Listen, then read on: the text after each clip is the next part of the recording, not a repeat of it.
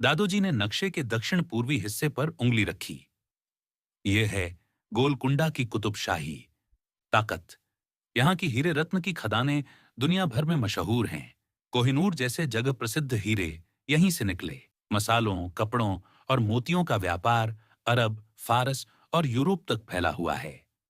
गोलकुंडा के पास मजबूत किले हैं और यहाँ के कारीगर हथियार बनाने में माहिर हैं। समुद्र के पास होने से इससे अंतरराष्ट्रीय व्यापार का लाभ मिलता है। कमजोरी, मुगलों के डर से इसकी नीतियों में अक्सर नरमी और समझौता देखने को मिलता है। उत्तर से दूर होने के कारण दक्खन की सत्ता की सीधी राजनीति में इसका प्रभाव सीमित रहता है।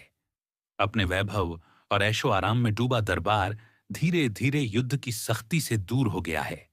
दरबार में कुछ मंत्री धन के लोभी हैं, जिन्हें सोने चांदी से खरीदा जा सकता है। दादोजी ने मुस्कुराते हुए कहा, शिवबा, गोलकुंडा अमीर है पर डरपोक भी। जरूरत पड़े तो धन से इनसे काम निकल सकता है, पर इन पर कभी युद्ध की ढाल मत टिका। शिवाजी ने सिर हिलाया। समझ गया, सोने से तलवार खरीदी जा सकती है, पर तलवार का साहस नहीं। दादोजी ने नक्शे के समुद्री किनारों की ओर उंगली घुमाई। ये देख शिवबा, ये हैं समुद्र पार से आए व्यापारी। इनमें पुर्तगाली, डच, अंग्रेज और तीनों अपनी अपनी चालें चलते हैं। ताकत, समुद्र पर गहरी पकड़, तेज जहाज, भारी तोपें और दूर देशों तक फैला व्यापार। गोवा, चौल, दमन जैसे मजबूत ठिकानों से पूरे पश्चिमी तट पर दबदबा। यूरोप से आने वाले माल और हथियारों की वजह से इनकी आर्थिक ताकत बहुत बड़ी है। समुद्री मार्गों का इतना ज्ञान कि तूफानों में भी रास्ता न खोएं।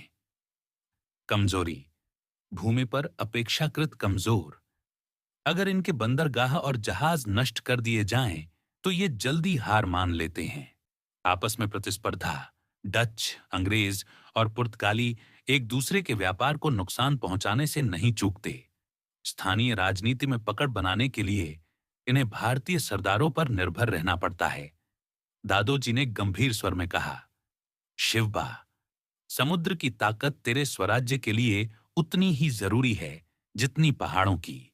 ये व्यापारी पहले व्यापार करेंगे, फिर धर्म फैलाएंगे और अंत में राज करेंगे।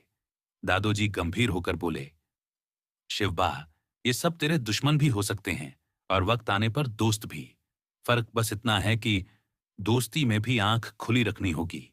शिवाजी ने दृढ़ स्वर में कहा, गुरुजी, तो हमें हर ताकत को उसकी कमजोरी से हराना है। दादोजी मुस्कुराए।